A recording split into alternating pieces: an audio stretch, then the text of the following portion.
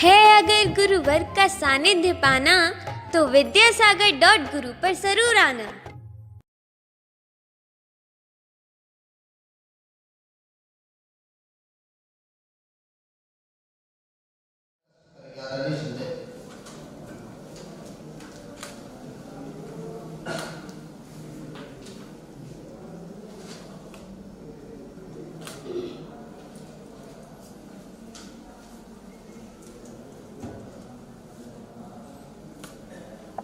जय गुरु देवादिदेव आदिनाथ भगवान की, चिंतामणि पार्श्वनाथ भगवान की, संत शिरोमणि आचार्य गुरुवर भगवंत श्री विद्यासागर जी महाराज की, आचार्य संघ की, आचार्य संघ की, आचार्य संघ की।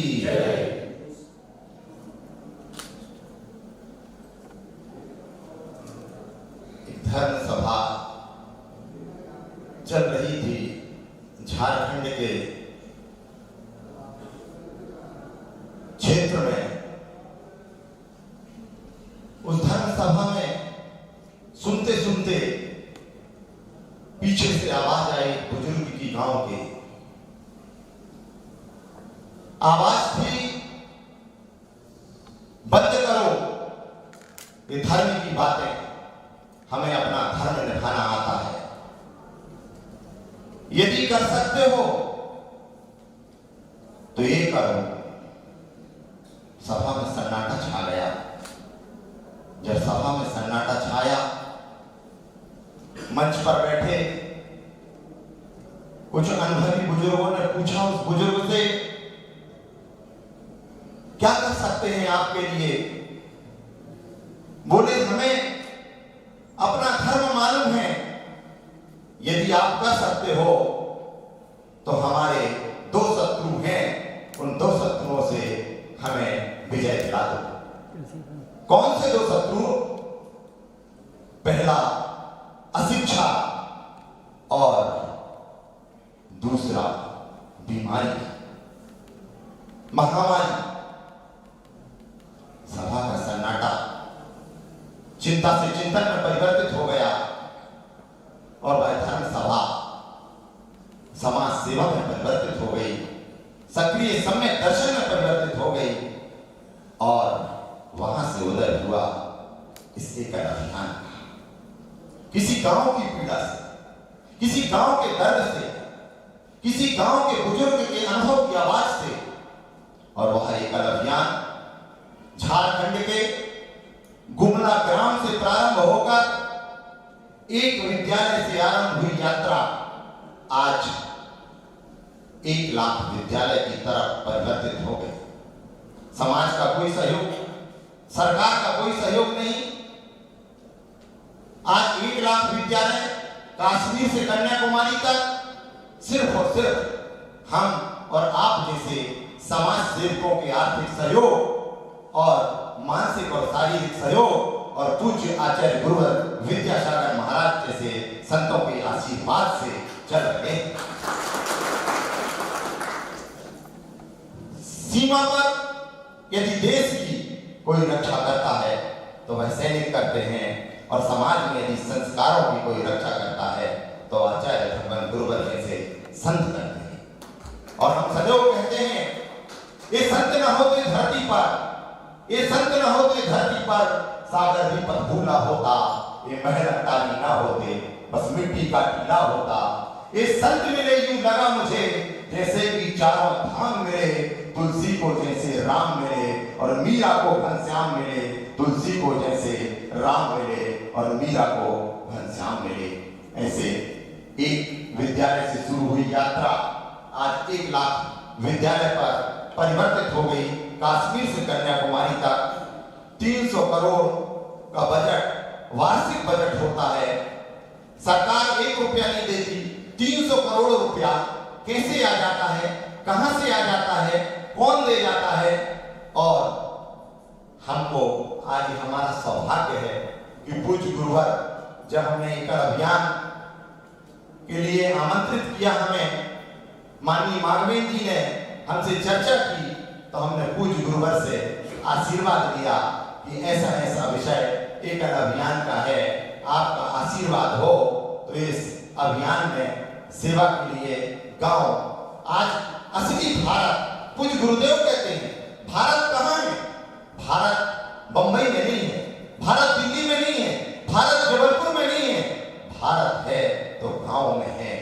आज देश में 6,40,000 लगभग गांव हैं और भारत की असली ताकत गांव में है।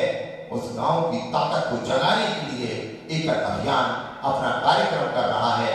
इसी कार्यक्रम में 1400 विद्यालय से 5,000 विद्यालय की तरफ हमारा महाकौशल संभाग बढ़ गया है और 5,000 विद्यालय का विस्तार विकास हमारे हाथों पर हो गया है। अधिक समय न लेते हुए एकल अभियान का इस संक्षिप्त परिचय पर्याप्त है भी और नहीं भी है। इससे ज्यादा आज जरूरी है कि आज हमारे एकल अभियान का ये परिवार, ये आप लोग जो देख रहे हैं, ये जो बैठे हैं, ये किसी शहर के नहीं, किसी नगर के नहीं, किसी तहसील के नहीं, बल्कि उन गांव के युवा हैं जो गांव पहले कभी हम जाते थे तो पेड़ के पीछे छुप जाते थे, घर के दरवाजे बंद कर लेते थे, घर के बाहर निकलते नहीं थे शहरवासियों को देखकर। आज ये न सिर्फ देश के नगरों में बल्कि देश की गली गली में और अमेरिका और लंदन जैसे देश में भी अपना कार्यक्रम देकर आए हैं। इन बिटिया को देखा, इन भाइयों को देखा, ये किसी शहर के नहीं है, एक गांव के हैं। इनको हिंदी भी अच्छे से नहीं आती थी और आज राष्ट्रभक्ति में, देश सेवा में अपना सर्वस्व न्यौछावर कर रहे हैं। इनको कोई भुगतान नहीं होता, इनको कोई पैसा नहीं मिलता कि इनको पेमेंट मिलती है और ये काम करते हैं, ये निःशुल्क सेवा करते हैं। ये बात अलग है कि इनके परिवार की व्यवस्था, इनके परिवार की आवश्यकता और समय समय पर मूलभूत सुविधाओं के लिए, चाहे पढ़ाई का विषय हो, चाहे स्वास्थ्य का विषय हो, चाहे और भी अन्य कोई जीविकोपार्जन के विषय हो, ये विषय संगठन ध्यान रखता है। और ये हमारे कार्यकर्ता अंचल स्तर तक के हैं। इसके नीचे का एक स्तर संच है और उसके नीचे का ग्राम है। यदि हम अपने पूरे कार्यकर्ताओं को यहाँ पर सिर्फ महाकौशल के गुरुदेव लेकर आते तो लगभग हमारे 8 से 9,000 कार्यकर्ता यहाँ पर महाकौशल संभाग के इकट्ठे हो जाते। लेकिन ये उनमें से एक केंद्र बिंदु हैं जो अंचल केंद्र पर बैठकर, भाग केंद्र पर बैठकर, संभाग केंद्र पर बैठकर इस अभियान को दिल्ली, लखनऊ, कलकत्ता से आई हुई बात को भाग और अंचल से संच और संच से ग्राम तक पहुंचाकर पंचमुखी शिक्षा के माध्यम से संस्कार आदि को लेकर, व्यसन मुक्ति को लेकर, खेती कैसे हमें करना है, जैविक खेती कैसे हमें करना है, हमें अपने गांव को स्वच्छ कैसे रखना है। और जो विवेकानंद जी ने कहा था, यदि बच्चे विद्यालय नहीं आ रहे हैं तो विद्यालय हमें बच्चों तक ले जाना है। बस यह अभियान वही काम कर रहा है। और आज के 2 वर्ष पूर्व पूज्य गुरुदेव का आशीर्वाद हमें इस काम के लिए मिला और गुरुदेव को जब एकल अभियान का काम बताया तो उन्होंने कहा समाज का यह जमीनी काम है। एक जमीनी शब्द जो कान में गुरुदेव के मुखारबिंद से हमारे गया, उस दिन से ऊर्जा और धुनी हो गई और उस धुनी ऊर्जा से आज गांव तक आज 5,000 विद्यालय का विस्तार करके 5,000 विद्यालय मतलब 5,000 गांव और एक हमारा ग्राम केंद्र अन्य 3 ग्रामों में भी अपना प्रभाव छोड़ता है। तो कहने का मतलब कि 20,000 ग्राम एकल अभियान के प्रभाव से हैं, जो सभी प्रकार के उत्थान के लिए, स्वाभिमान के लिए, जागरण के लिए, स्वरोजगार के लिए काम कर रहे हैं। हमारे कार्यकर्ता एक गांव से आए हैं, गांव के हैं, लेकिन आज शहर में बैठकर गांव की आवाज शहर ला रहे हैं और शहर की उपलब्धियां गांव ले जा रहे हैं। और हम सबका परम सौभाग्य है कि पूज्य गुरुदेव संयोग था। आज बैठक 25 तारीख को यहाँ पर संभाग की थी। पूज्य गुरुदेव के पास हम गए, गुरुदेव ने अपने आशीर्वाद से आज अपनी सन्निधि देकर इन हमारे कार्यकर्ताओं को, इनको सेवाव्रती बोलते हैं। सेवाव्रती का अर्थ होता है इनने समाज की, देश की सेवा का व्रत अंगीकार किया है। ये 30 दिन में गुरुदेव 25 दिन गांव में विचरण करते हैं, अपने अभियान के लिए काम करते हैं। 5 दिन बस एक अपने घर जाते हैं, शेष 25 दिन राष्ट्र की सेवा में, अभियान की सेवा में लगे रहते हैं। और घर भी ऐसे जाते हैं, यदि किसी गांव से गुजर रहे हैं और वहां पर रास्ते में इनका घर पड़ जाता है तो रात रुक जाते हैं, सवेरे फिर निकल जाते हैं अपने अभियान के लिए। इनके अंदर और ऊर्जा आए, इनके अंदर और संबल आए, ऐसा पूज्य गुरुवर का आशीर्वाद हमें मिले और हम सब सौभाग्यशाली हैं। गुरुदेव वो व्यक्तित्व हैं, व्यक्तित्व क्या है उसके परे हैं, भगवान है। भगवान क्या है? भगवान के साथ साथ हम लोगों के लिए तीर्थंकर है। गुरुदेव का संयम, तप, त्याग, तपस्या। गुरुदेव ने अपने जीवन को 4 हिस्सों में अपने यहाँ सौम्य पानी की धारा में छोड़ दिया। पानी जिस दिशा में बहता गया, गुरुदेव उस दिशा को अंगीकार करते गए, अपने जीवन को तपाया, साधना की, तपस्या की। उस तपस्या से, उस साधना से निखर के आए अनेकों शिष्य। तो पहला हिस्सा अपने आप को साधने में लगाया जीवन का, दूसरा हिस्सा अपने शिष्यों को दिया, चलता फिरता गुरुकुल बनाया। प्रतिभा स्थली जैसी एक पठन पाठन की, संस्कार की संस्था आज देश में काम कर रही है। गौशाला जैसी संस्थाएं काम कर रही है। तृतीय हिस्सा समाज के उत्थान के लिए लगाया और चौथा जो पटल है गुरुदेव का, आज राष्ट्र हित के लिए जा रहा है, जिसमें हथकरघा जैसा उद्योग खड़ा करके स्वरोजगार की स्थापना। आज एक मार्गदर्शन में, एक अंदर की पीड़ा में कि देश की गरीब जनता कैसे अपने घर में अपना रोजगार स्थापित कर सके, उसके लिए ये दर्द आया गुरुदेव के मन में। बहुत सारे लोग कहते हैं ये भी कितनी बिगड़ी बात है कि बिना कपड़ा वाला व्यक्तित्व आज लोगों के कपड़े की चिंता कर रहा है कि गरीब कम से कम अपने घर में अपने हाथ से कपड़ा बुन के तो पहन सकता है। फटा कपड़ा, किसी का उतरा कपड़ा तो नहीं पहनना पड़ेगा। और यदि पुरुषार्थ करेगा तो 10-10, 20-20 हजार रुपए महीने हथकरघा के माध्यम से आज एक व्यक्ति कमा रहा है और अपने परिवार का और अपने कुटुंब का पालन पोषण कर रहा है। ऐसे गुरुदेव का मार्गदर्शन हम सबको मिलेगा। जो जिह्वा, चाहे रचना इंद्रिय हो, चाहे 5 कोई भी इंद्रियां हो, नमक नहीं लेना, शक्कर नहीं लेना, फल नहीं, फूल नहीं, सब्जी नहीं, कोई भी चीज, भोजन ऐसा जो हमारी थाली में आए तो कहो हम थाली भी न देखें, उस भोजन को गुरुदेव मुस्कुराते मुस्कुराते ग्रहण कर लेते हैं और अपने पेट का गड्ढा रूपी पेट को भर लेते हैं।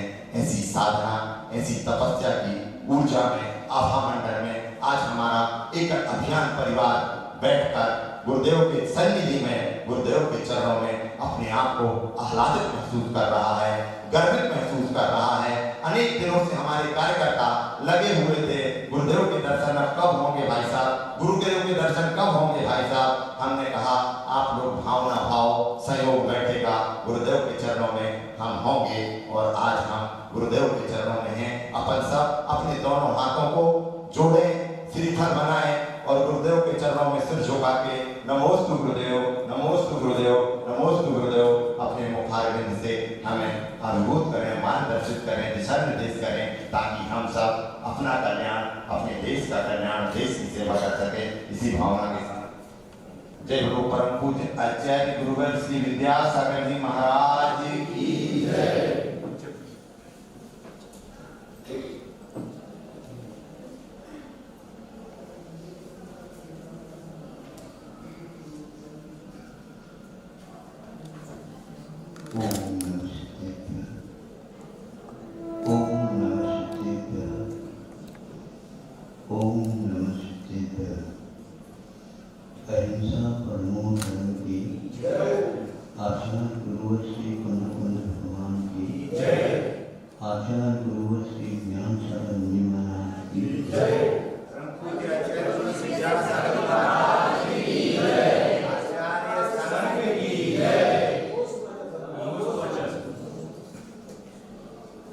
आज का यह आकस्मिक संयोग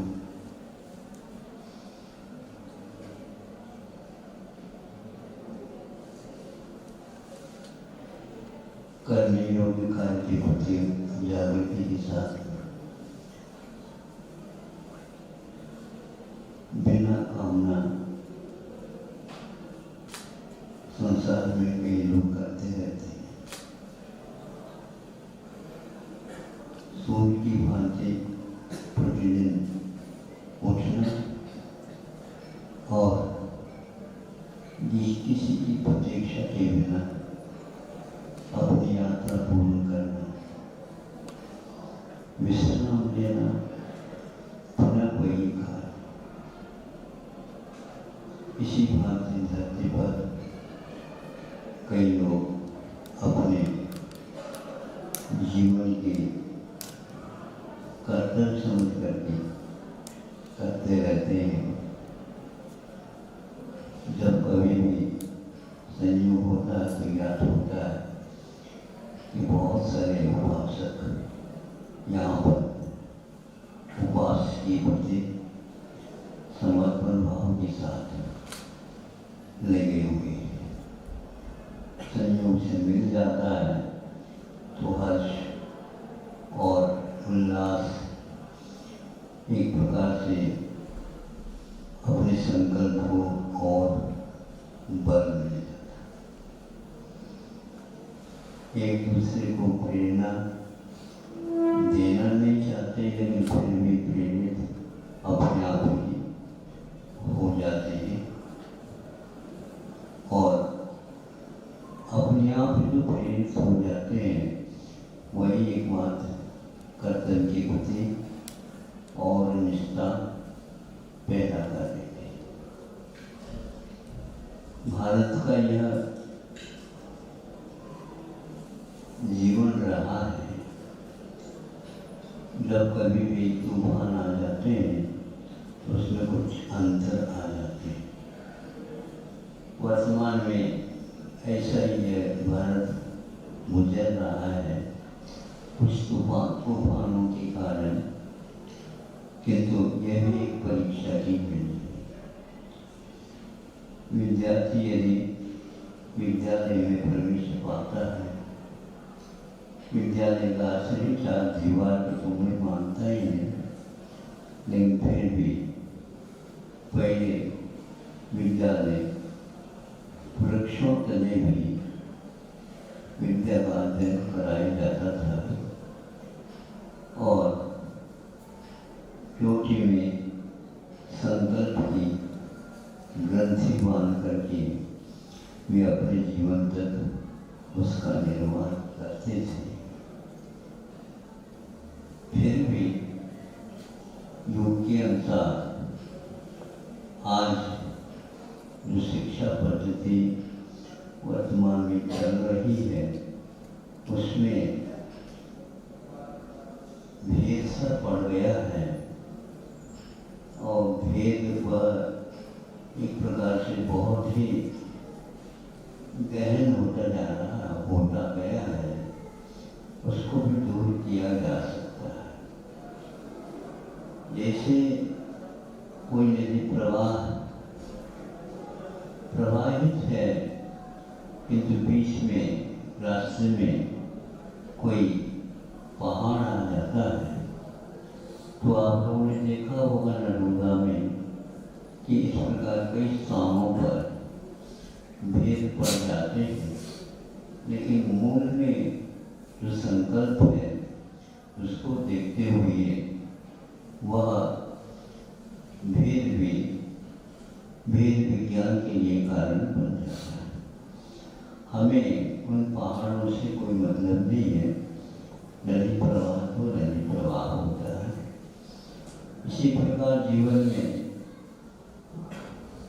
विकास के लक्ष्य रखने के उपरांत में बीच में परीक्षाओं की घड़ी आती है।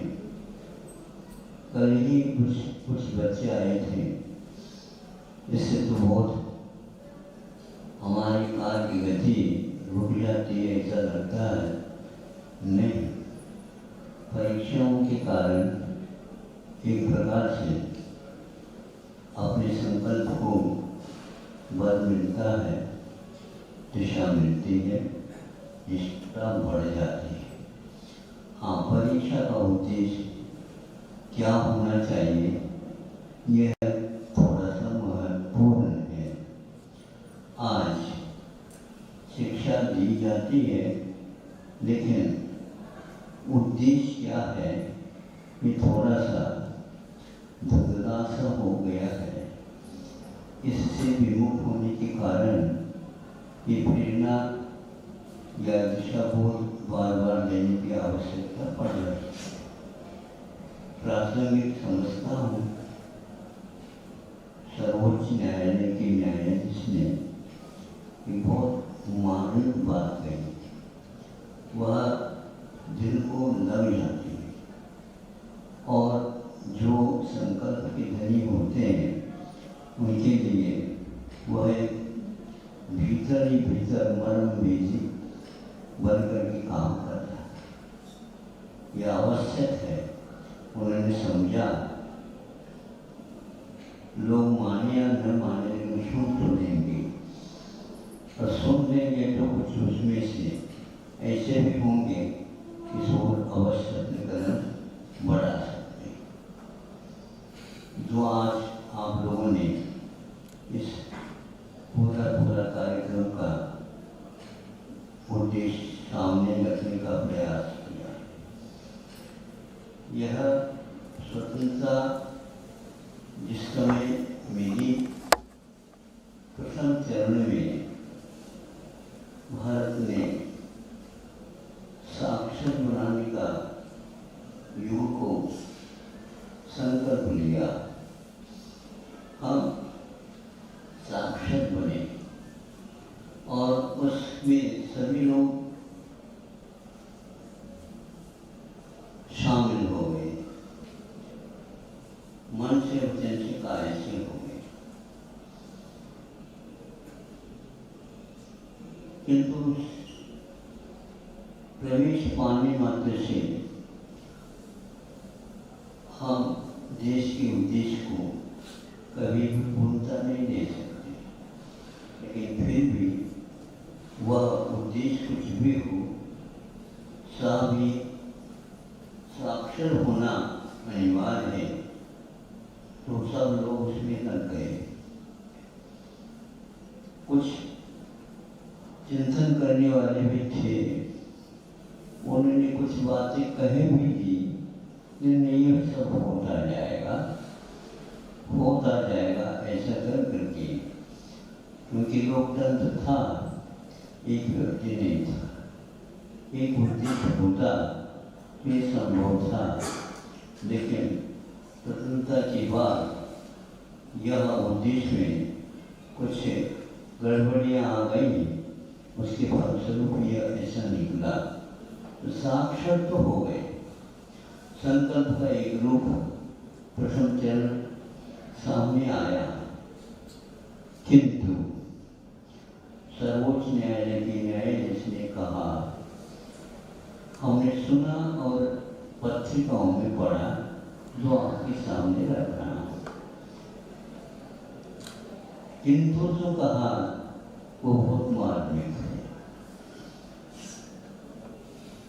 क्या साक्षर अभियान जब सफल हो गया तो किंतु क्यों लगाया जा रहा है? साक्षर अभियान तो हो गया पूर्ण, किंतु उद्देश्य हमारा पूर्ण नहीं हुआ। क्या है कि हम यद्यपि 95% युग को साक्षर बनाया, किंतु कहकर के वह आगे का भाव वह अभिव्यक्त करते हैं, किंतु हमने युग को साक्षर तो बनाया किंतु नागरिक नहीं बनाया। आप सुन रहे हैं?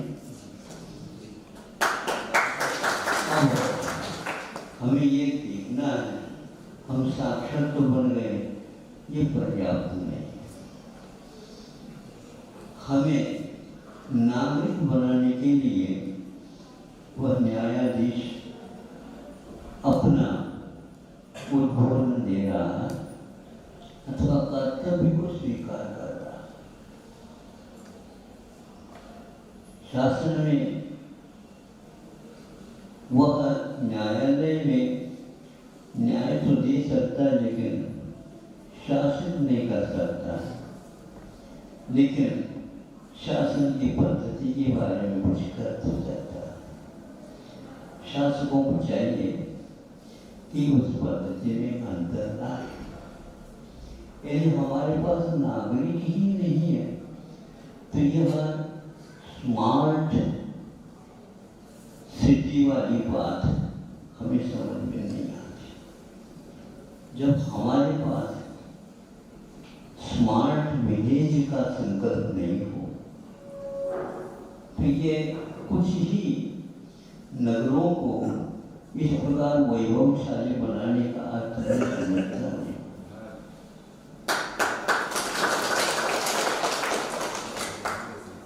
गीत गाया जाता है, बीच में श्वास लेने की अपेक्षा से संगीत भी जोड़ दिया जाता है। यदि संगीत का लय ही ज्यादा हो गया तो गीत का विलय हो जाएगा। ऐसा ही कुछ नृत्य होता जा रहा है। संगीत तो छा गया है, लेकिन गीत के प्रति हमारा जो संबंध था, भाव जो उन गीतों में था, वो लुप्त से ऐसा हो गया, ऐसा लगता है। अब हम कैसे कहें ताकि यह बोरियत न हो, उदासी न छा जाए, क्योंकि गीत को सुनने के लिए भी बहुत दलील चाहिए। वह चालू होता है शाम की संध्या के समय से और सुबह की संध्या तक भी चल सकता है, और उसमें आ भी के अलावा कुछ नहीं मिलता। लेकिन उस आ ई के बीच में जो सहज संबंध है, लय है, और उसमें विलय को भी हम भूल जाते हैं, और प्रणय के सामने भी आ जाए तो हम अपने साहस के साथ उसको दूर करने का संकल्प कर सकते हैं। आज भारत को क्या हो गया कहने की आवश्यकता नहीं। न्यायालय के इस न्यायाधीश ने ये हम नागरिक नहीं बना पाए, यह एक बहुत ही मार्मिक वचन है। यदि आप लोग इस ध्वनि को समझते हो तो यदि नागरिक नहीं है तो नगरों को बसाने से क्या मतलब?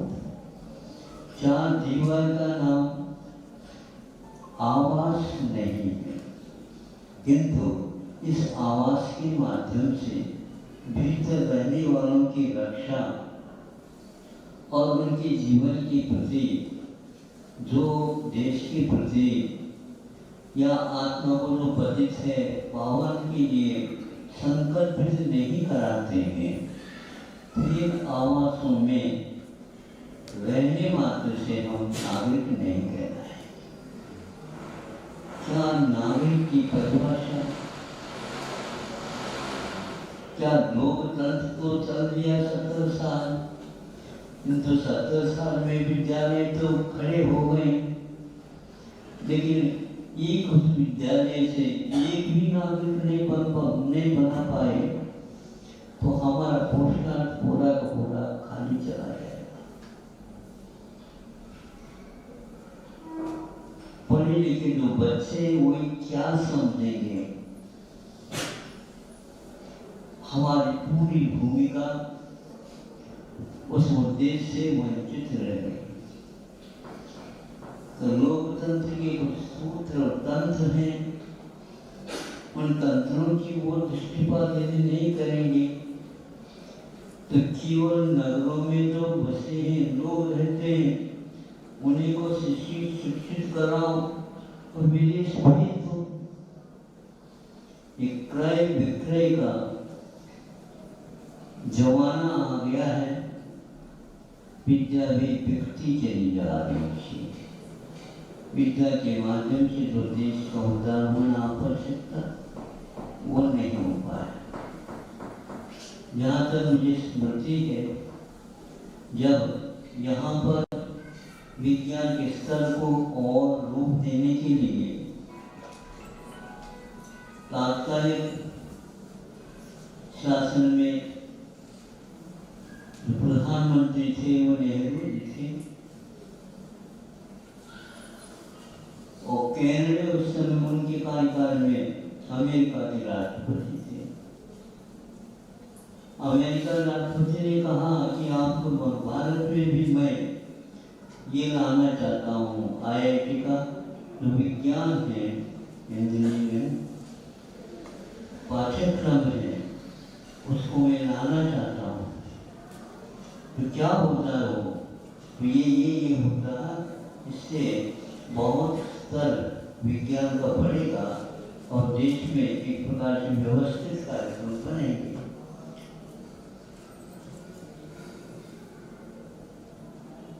जब बाकी सब उद्देश्य सुन लिया, समझ लिया, नेहरू जी ने कहा ये बहुत अच्छा है, यदि आप लाना चाहते हैं तो हम इसको स्वीकार करते हैं। इस अनुबंध के साथ कौन सा अनुबंध? हम जो शिक्षित होने के उपरांत जो बच्चे तैयार होंगे उनको 5 साल या 7 साल तक हम अपने यहाँ ही उसके विस्तार के लिए लगाएंगे, अन्यथा कहीं भी हम भेजेंगे नहीं।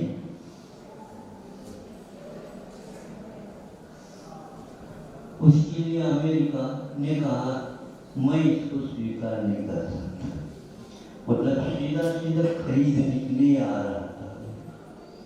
इनको समझ में आ गया, लेकिन लोभ में आकर के ये सारे कार्य होते चले गए। अब आज क्या दशा है आपके सामने?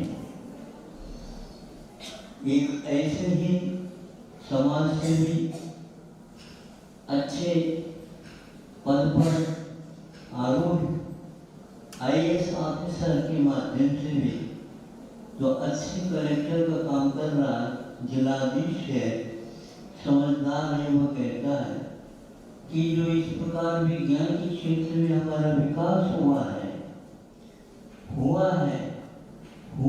किंतु आज भारतीय इंजीनियर 80% किसी काम के नहीं। आप सुन रहे हैं, आपके बच्चे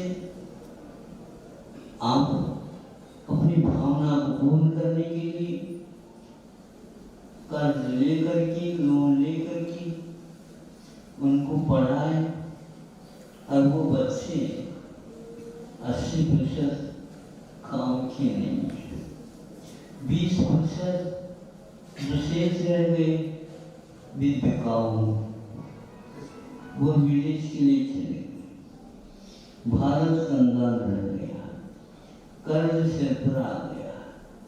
अब पिताजी कहते मैं पढ़ा नहीं सकता, और पढ़ा लिखा हुआ लड़का कहता है मैं इस लोन को चुका नहीं सकता।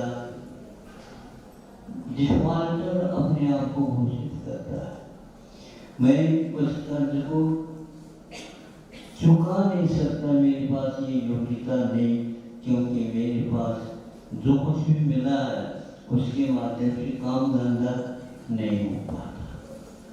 मतलब शिक्षा के बाद वह काम के लिए ही योग्य नहीं रहा।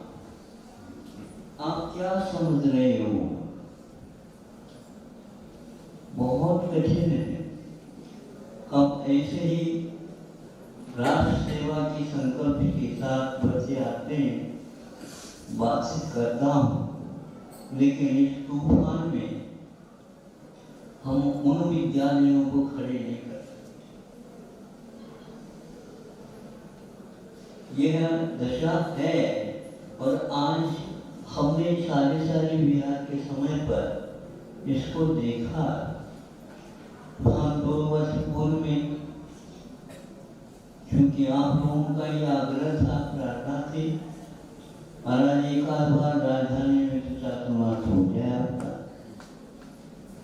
वहाँ विधानसभा भी है, नेता लोग भी रहते हैं, कुछ शब्द उनके लिए भी आपके मिल जाए। तो मैं गया वहाँ पर और प्रवास करके आया। उस समय की बात मैं कहना चाह रहा हूँ। कम से कम भी 5-6 व्यक्ति उस समय आकर के कहा, महाराज आप विद्यालय वगैरह खोलते रहते हैं, तो यह हमारे पास जो इंजीनियरिंग कॉलेज है, विज्ञान का यह महाविद्यालय है, इसको हम लागत से आपको देना चाहते हैं, आप ले लो। ऐसे 5-6 व्यक्ति आए।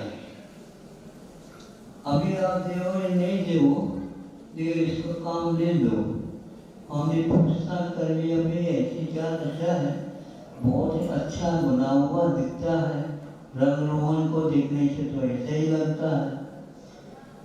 तो कहा कि कोई भी विद्यार्थी इसमें प्रवेश नहीं ले रहा। 40% ऐसे विज्ञान के महाविद्यालय बंद हो गए। मध्य प्रदेश की बात मैं कह रहा हूँ, अन्य प्रदेश में भी यही गति होगी। विद्यार्थियों को देखने से जो पूर्ण अध्ययन किए हुए हैं, वे 5-6 हजार के लिए भी, मैं गलत नहीं कह रहा हूँ, तो सुना पढ़ा और फिर विमर्श करने के उपरांत आपके पास रख रहा हूँ कि वस्तु स्थिति यह है कि वे विद्यार्थी जो पढ़े लिखे हैं, आज पूर्ण शिक्षण हो चुका है, आगे की शिक्षण लेने की क्षमता भी नहीं है और इसका कोई उपयोग भी नहीं होगा। आवेदन कर रहे हैं कि हमारे लिए कार्य मिल जाए। हिंदुस्तान की बात आप कर रहे हो और वो 4-5 हजार के लिए मुहताज हो रहा है। और कौन B.Tech, M.Tech, MBA प्रबंधन वाले और स्नातकोत्तर सब विषय संबंधी और अंततोगत्वा वे PhD अनुसंधान करने वाले शोध छात्र से शोध भी कर चुके हैं। वे 4-5 हजार के लिए आवेदन दे रहे हैं। पद है 600-650 और आवेदन करने वालों की संख्या लाखों में। पत्रिका वालों ने पत्रिका में निकाल दिया, क्या आपके शिक्षण की उपाधियों का मूल्य केवल 5,000 रह गया? शोध करने के लिए तो 3-4 वर्ष लग जाते हैं।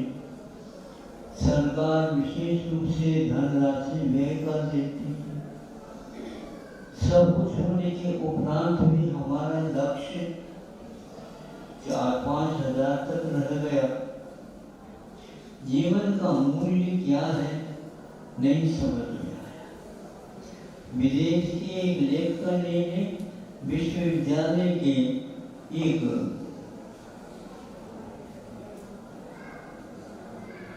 जिसको बोल सकते हैं प्रेसिडेंट ऑफ द यूनिवर्सिटी, वह एक मुख्य व्यक्ति है जिसको विश्वविद्यालय को व्यवस्थित करना चाहता है और कर रहा है। वो है कहता है ये वहाँ की जो पढ़ा जीवन जीने की कला कोई किसी व्यक्ति ने लिखी किताब, उसमें उस व्यक्ति का जो वाक्य था उसको जो का क्यों रखते हैं। उसके भाव को मैं आपके सामने रख रहा हूँ। आज के विश्वविद्यालय उच्च कोटि के विद्वान बच्चों को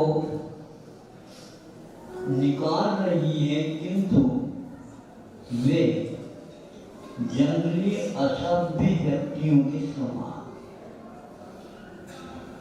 बाइबिलियंस के उपाधि उन्होंने दिए शब्द ढूंढ करके। उसका अर्थ देखा 2-3 कोशों से, पाया कि असभ्य हाईली स्किल्ड। आज मोदी जी साहब कह रहे हैं हम स्किल डेवलप कुशल बनाना चाहते हैं, कार्यकाल में कुशल बनाना चाहते हैं। बताओ, पढ़े लिखे तो आपने बना दिए, लेकिन वह 4-5 हजार के लिए कुशल काय के लिए हो गए, मांग करके खाने में कुशल हो गए, आपस में कलह इत्यादि करने में कुशल हो गए, चोरी आदि करने में कुशल हो गए। कुशल तो बहुत, किंतु जिसके माध्यम से, जिस कुशलता के माध्यम से हम स्वासित होते हो और दूसरे जो संकट ग्रसित हो गया उसको अब शांत बना देते हैं, अपने साथ ले जाते हो, तो यह कुशलता मानी जाएगी। यह पवित्र शब्द है कुश। यह कुश के लिए आता है जो गणेश जी वगैरह जो महोत्सव होते हैं ना, उसमें कुश को लाया जाता है। संस्कृत शब्द है ये कुशम नाची इति कुशला। जो कुश को जो दर्भ है उसको पानी छिड़काने के लिए नहीं समझे तो उसकी काम में आता है, वहीं पर रखा रहता है उत्सव के समय पर, तो उसको लाने वाला हर एक नहीं ला सकता, बहुत समझदारी के साथ उसको उखाड़ करके लाना पड़ता है। तब जो लाता है उसको दर्भ बना करके भोजन के समय पर उस पानी का छिड़काव करता, वो बहुत कुशल माना जाए।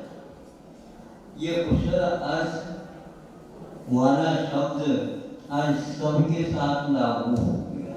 पवित्र काम करने के लिए जो कुशल होता है, अग्रणी होता है, चतुर होता है और दूसरे को भी वह सुखी बनाने का संकल्प करता है और अपने आप को समझता है कि मैं आज कृतकृत हो गया कि हमारे निमित्त से इतने व्यक्ति इससे बच करके, भ्रष्टों से बच करके सही दिशा में आ गए। तो आज उस विदेशी राष्ट्रपति को या किसी को भी यह समझ में आ रहा है विश्वविद्यालय केवल ऐसे ही व्यक्तियों को निकाल रहा है, ऐसे व्यक्तियों को जीवन का मूल्य ही नहीं समझते।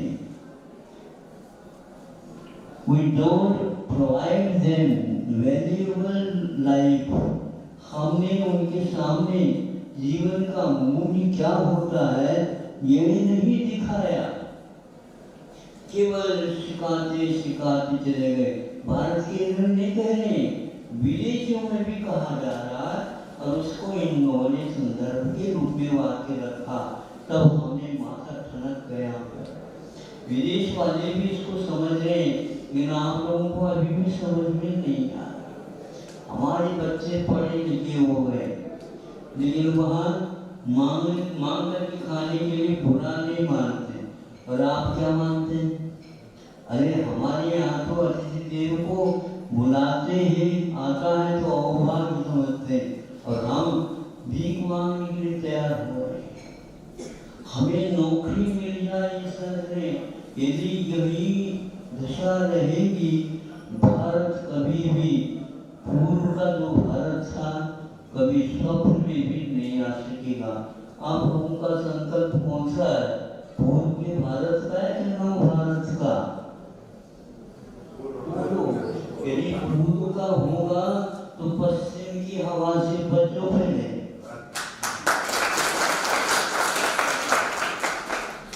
हम पश्चिम की आलोचना नहीं कर रहे हैं कि जिस पद्धति से चलने से हमें पुराने भारत से विमुख होना पड़ता हो, हम उस प्रकार की शिक्षा पद्धति नहीं चाहते।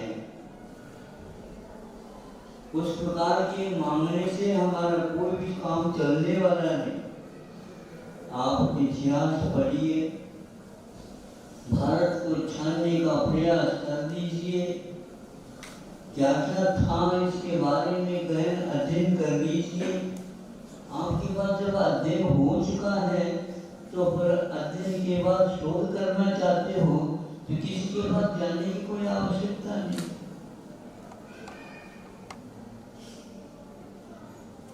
शिक्षा पद्धति का आमूल परिवर्तन करने के लिए भारत में एक ऐसा गठन किया बताते हैं, और उस समय गठित जो व्यक्ति थे 5-6, उसमें शीर्ष के रूप में कस्तूरी नंदन, डॉक्टर कस्तूरी नंदन ने बताते हमारे पास भी आए थे। महाराज मैं चाहता हूँ कि शिक्षा में क्या नयापन लाए। हमने कहा नयापन नहीं लाना, पुरानापन लाना है। उसको यदि हम नहीं समझ पाए, नया तो पश्चिमी ही जो कुछ भी हमारे मुझे आने वाली है उसके द्वारा तो आप बाबू बन जाओगे, लेकिन किसी के लिए आधार नहीं ले पाओगे और स्वयं के लिए भी आधार खोज नहीं पाओगे। देव है अदब में, देवता की ओर तो देखते हो आप, लेकिन वो देख रहे हैं नीचे धरती है, आधार है। आप धरती को छोड़ करके निराधार देवों के पास जाओगे तो यही दशा होगी। निराधार नहीं, आधार धरती का रखो, और यह धरती हमेशा हमेशा ऐसे पुत्रों को पैदा कर रखी है जिसके माध्यम से वह परमात्मा बन गए। देवों में विलासता रहती है। भारत कभी भी अपने खुद को विलासता की ओर जाना नहीं पसंद करता। आपको श्रम करना है और वही श्रम करना है जिसके द्वारा उपभोग्य पदार्थों का उत्पादन हो, और फिर इसके उपरांत आत्म तत्व का क्या कर्तव्य है वो करने में लग जाए। इससे शिक्षा का और बढ़ करके कोई अर्थ नहीं निकलता है, किंतु वर्षों शिक्षा लेने के उपरांत भी हम शिक्षा का मर्म से बिल्कुल वंचित होते जा रहे हैं। आप लोगों के शिक्षा के विषय को सुन करके मुझे आह्लाद हुआ। आप लोगों के संकल्प के विषय को लेकर के आज भी ऐसे संकल्प ही सही केवल धनी है और उसमें कदम उठाने का प्रयास श्लाघनीय, इसमें कोई संदेह नहीं। लेकिन मैं ये और दोहराना चाहूँगा, हमें उस तूफान से बचने के लिए ऐसे दीपक भी जलाना होगा। बाकी सबसे हम बच सकते हैं, बाकी सबसे हम बच सकते हैं और उस दीपक को जीवित रख सकते हैं, लेकिन अपने ही स्वार्थ से उसको हम बुझा भी सकते हैं। लगता है हमारे विचार ही ऐसे फूट-फाट के होते चले जाएं तो पुराना भारत तक हम नहीं पहुंच पाएंगे। उसमें यदि उस नदी में 2 भाग 3 भाग सहस्र भाग हो जाएंगे तो आनंद नहीं आएगा। हमें तो जो भिन्न भिन्न दिशाओं में जो बहने वाली नदी थी, गंगा आ गई, यमुना आ गई, सरस्वती और मिल गई। अरे बंधु, यहाँ भारत में प्रयाग होता है, प्रयाग। आप तो नदियों को मिलाने की बात नहीं कर रहे, तो कैसे आप अपने विचारों को मिलाओ तो तीर्थ बन जाएगा। विचारों में विक्राम रखोगे, केवल सत्ता के पीछे रहोगे तो 3 काल में नहीं होगा। हम तो ये चाहते हैं कोई भी आ जाए शासन में, लोकतंत्र का संविधान है, किंतु ऐसे व्यक्तियों की आवश्यकता है जो राष्ट्र को अखंड बनाए, जनता की सेवा के लिए तत्पर हो और बुराइयों से दूर होने का प्रयास करें, और जो प्रयास करने में लगे हैं उनकी प्रशंसा करके ऐसे गठन की आवश्यकता है जो दोबारा करने की आवश्यकता ही न पड़े। हमें उसी में शांति, सुख, वैभव और सात्विकता नजर आती है। और सात्विकता की ओर कदम उठाइए और प्रभु की आप प्रार्थना करिए। प्रभु बनने की जो भावना रखता है वह अवश्य ही ऐसे नागरिकों की भी स्थापना करेगा, उनके दुख और उनके संकट समस्याओं को दूर करने का प्रयास करेगा। कोई संकट है ही नहीं समझे। आज केवल भेद मन में भाव इस प्रकार के हो रहे हैं गलत, उसका कारण यही है साहित्य ऐसा गंदा साहित्य हो गया है जिसको पढ़ने से आपस में कलह ज्यादा तो बढ़ जाए, किंतु कलह मिटाने वाला कोई शिक्षण नहीं बनता। एकता के सूत्र में बंध करके हम वात्सल्य के साथ चले तो यहाँ पर कोई दूसरा आ ही नहीं सकता, प्रविष्ट हो ही नहीं सकता। ये तो एक बात अलग है। हवा के रुख को भी हम बदल सकते हैं, इसमें कोई संदेह नहीं, किंतु हमारे पास संकल्प चाहिए और संकल्प की प्रति हमेशा हमेशा हमें उन ऋषि संतों का आशीर्वाद मिलता रहेगा। यहाँ पर उन संतों की कमी नहीं है, क्योंकि यहाँ पर उनका लक्ष्य ही बना हुआ जीवन का कि वह अपने कुछ कार्यक्रम के उपरांत उसी के लिए इसे जीवन को रखते हैं और वह कर्तव्य मान करके ही इस कर्तव्य के माध्यम से जो कोई भी अर्जित होता है उसके द्वारा विश्व को शांति की ओर ले जाने का उनका संकल्प है। केवल भारत की ही क्यों, वसुधैव कुटुंबकम इस सूत्र है संतों का। वसुधा मेरे धरती मात्र को हम अपना परिवार मानते हैं। परिवार का अर्थ क्या होता है? एक विचार, उच्च आचार विचार के साथ हम आगे मिल करके चले, और जो संकटग्रस्त है वह इसी के अभाव में है, क्योंकि जो व्यक्ति विश्व शांति के बारे में सोचता नहीं और दूसरे के संकट को दूर करने के लिए कभी स्वप्न भी नहीं देखता, वही व्यक्ति आज संकटग्रस्त है। केवल भोग थोड़े से पदार्थों के अभाव में नहीं, वह तो कहीं भी कुछ किसी प्रकार से वह ऊपर से देवता लोग आकर के कहने की आप ही ले लो, भैया दूर रहो, यदि आप दे लेते हो तो आपको उदारता के साथ रहने वाले हो, आप स्वयं भी किसी के उद्धार नहीं कर सकते, इसलिए से क्या होगा, हम बना करके दूसरे को भी कुछ देंगे और थोड़ा सा लेंगे। इससे शरीर को मात्र बनाए रखना है, किंतु प्रभु की बात को सुनने के लिए, समझने के लिए अंतर जगत पर्याप्त है। जितना कहूँ उतना कम है। हमें तो वह याद आता है कि यहाँ का नागरिक भी अपने आप में साधुओं के पीछे पीछे चलने वाला होता। आज लोकतंत्र की आप बात करते हो, नागरिक की बात आप करो।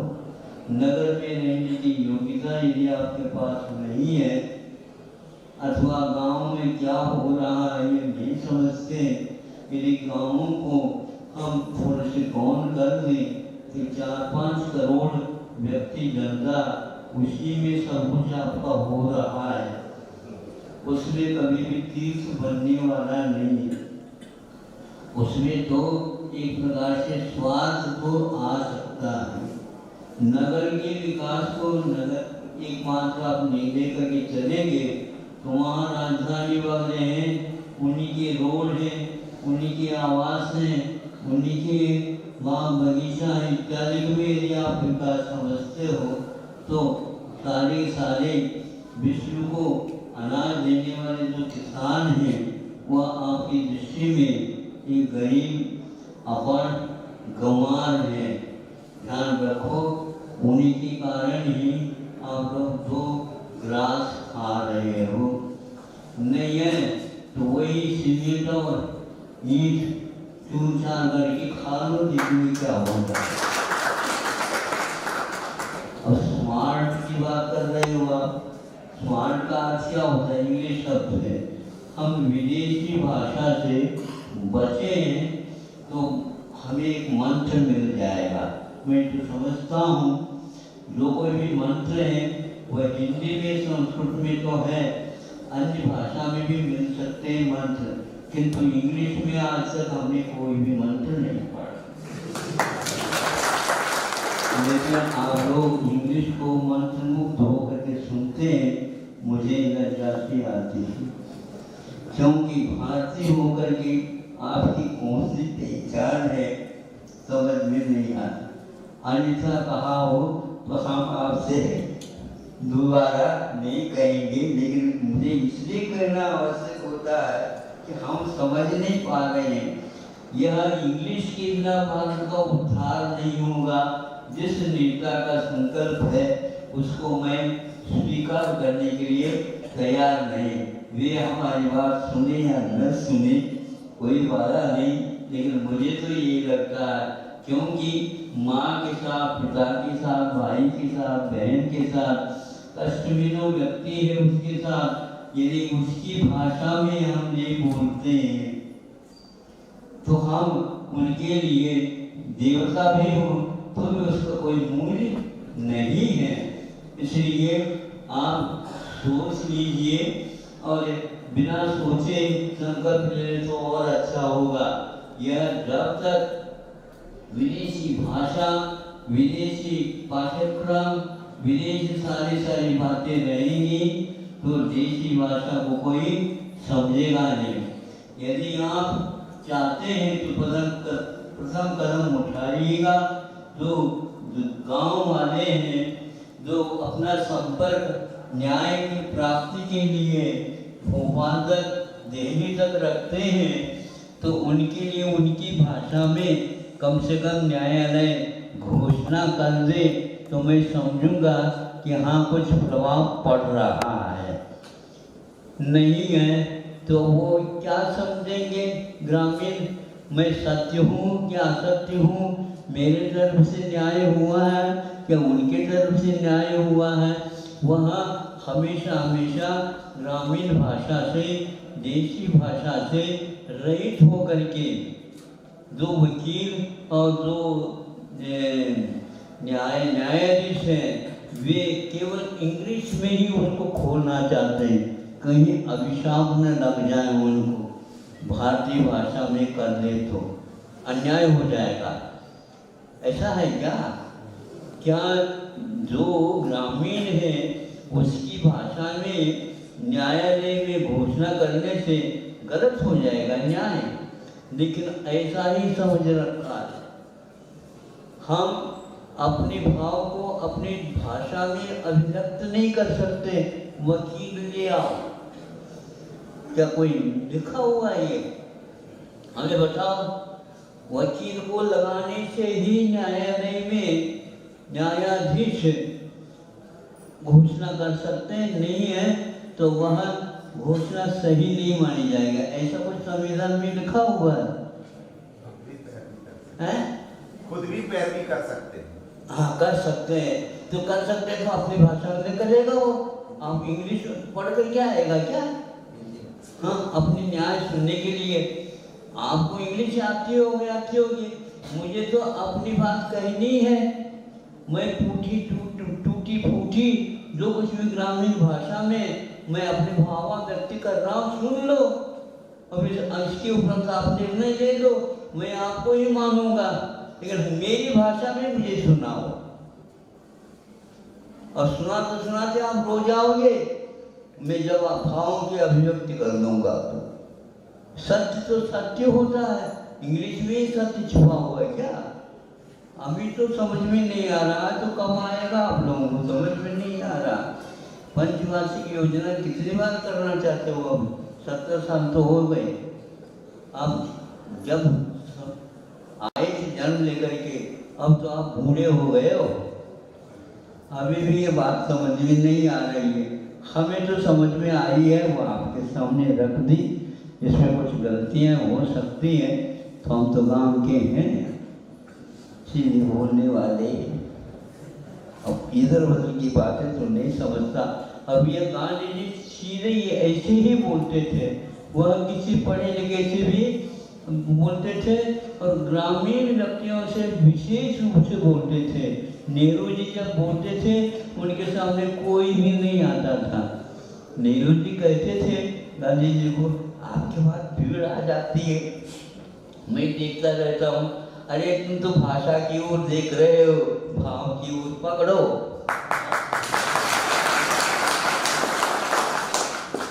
भाव को पकड़ोगे तो समझ में आ जाएगा। कोई लच्छेदार भाषा से नहीं चलने वाला भारत। भारत तो भारत है। इसलिए अभी भी आप सुधरो तो इसी माध्यम से सुधर सकते हो। एकता के साथ यदि यह बीड़ा उठा दोगे आप, तो मुझे बहुत खुशी होगी कि हाँ, आपके विजय आपके सामने है। लेकिन केवल इस प्रकार हम करेंगे तो कभी भी नहीं होने वाला है। हमने जो आए थे नेता लोग, उनके सामने रखा है, 2 बातें रखी थी, शिक्षा और चिकित्सा। ये किसी भी नेता के माध्यम से न चले। हाँ, इसमें जितने भी महाविद्यालय हैं, विश्वविद्यालय हैं, खोलने वाले वही सारे हैं, तो वो उसका प्रबंधन करने और शिक्षाविद और चिकित्साविद जो हैं वे एक प्रकार से इनको चलाएं। निश्चित रूप से इसमें 12 काम आपका हो जाएगा। लेकिन आप लोगों के संकल्प के साथ मतदान होगा तो ये कार्य होगा, नहीं तो 3 काल में होने वाला नहीं। और केवल आप मतदान के समय पर ही आचार संहिता सुन करके वोट डाल करके आते हो, मतदान करके आते हो, फिर 5 साल तक तो आपको फुर्सत नहीं और उनको भी कोई फुर्सत नहीं। ऐसा हो रहा है, ऐसा नागरिक का कार्य नहीं होता। यदि आप लोकतंत्र को जीवित रखना चाहते हो और अपने स्वरूप के साथ रखना चाहते हो, तो नागरिकता क्या होता है, उस नागरिकता क्या होती है, इसको समझो और उसी के योग्य शिक्षा का प्रचार प्रसार करेंगे। बहुत अच्छा है। एक लेखक ने बहुत परिश्रम करके उस दिशा में एक किताब लिखी है, इसका मैं प्राय करके सब लोगों के सामने एक प्रकार से उदाहरण देता हूँ। उन्होंने कहा है कि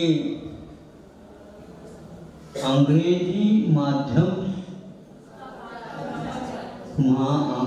माध्यम का भ्रमजाल, इस शीर्षक से किताब लिखी है। अब जितने भी शिक्षक हैं और आप शिक्षा के महत्व को समझते हो, उसको पढ़ लो और अभिभावकों के सामने रखो। इंग्लिश माध्यम से पढ़ने से ही भाषा अथवा हम शिक्षक अथवा शिक्षा पा सकते हैं, ये भ्रम को छोड़ दो। ऐसे उस लेखक ने लिखा है और वो अच्छे इंजीनियर हैं और अमेरिका में रह कर के भी उन्होंने अपने अध्ययन किए, अनुभव लिए हैं। फिर बाद में लिखा उन्हीं देश विदेश वालों को, यह अंग्रेजी के भ्रम को निकाल दो आप। ये अंग्रेजी में ही बोला जाता है तो विज्ञान आता है, अंग्रेजी में बोला जाता है तो राष्ट्र की उन्नति होती है। अंग्रेजी माध्यम से करने से ही शोध आदि आदि अनुसंधान होते हैं। ये सब भ्रमजाल है, दुनिया को धोखा देने से और कुछ है नहीं। यदि ऐसा नहीं होता तो उन्होंने ये निकाला है उत्तर कि जो इंग्लिश को छूते तक नहीं हैं, और वो भी बिना इंग्लिश के ही महान राष्ट्र बने हैं। रूस है, चीन है, जापान है, जर्मनी है और इजराइल है, आदि आदि बहुत सारे राष्ट्र हैं जो कि विश्व में तहलका मचा रखा है। फ्रांस भी है, उसमें बड़ा फ्रांस है, वो भी है, कोई इंग्लिश को छूता तक नहीं। आप बताओ, इंग्लिश पढ़ने से यदि उन्नति होती है राष्ट्रों की, तो इनकी कैसी हुई? इसलिए भारत को इनकी इनकी दिशा में ही काम कर लेना चाहिए। इंग्लिश की कोई आवश्यकता नहीं। इंग्लिश पढ़ा लिखा माना जाता, और उससे पहले तो यहाँ पर कोई पढ़े लिखे थे ही नहीं। ऐसा होगा, यहाँ का अनुसंधान, यहाँ का विश्व को बोध देने के तरीके विधि बहुत महत्वपूर्ण थे। इस इतिहास को आप लोगों ने गौन किया, इसलिए ऐसा हो रहा है, ऐसा समझता हूँ। समय आपका हो गया होगा, ज़्यादा भी हो सकता है। 3:30 तो बज गया। पता नहीं चला। समय जब पता नहीं लगता तभी तो ध्यान लगता, तभी ध्यान लगता तो तभी ज्ञान होता।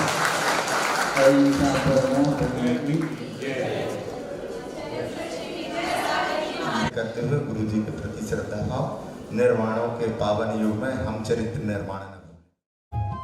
अगर गुरुवर का सानिध्य पाना तो विद्यासागर.गुरु पर जरूर आना।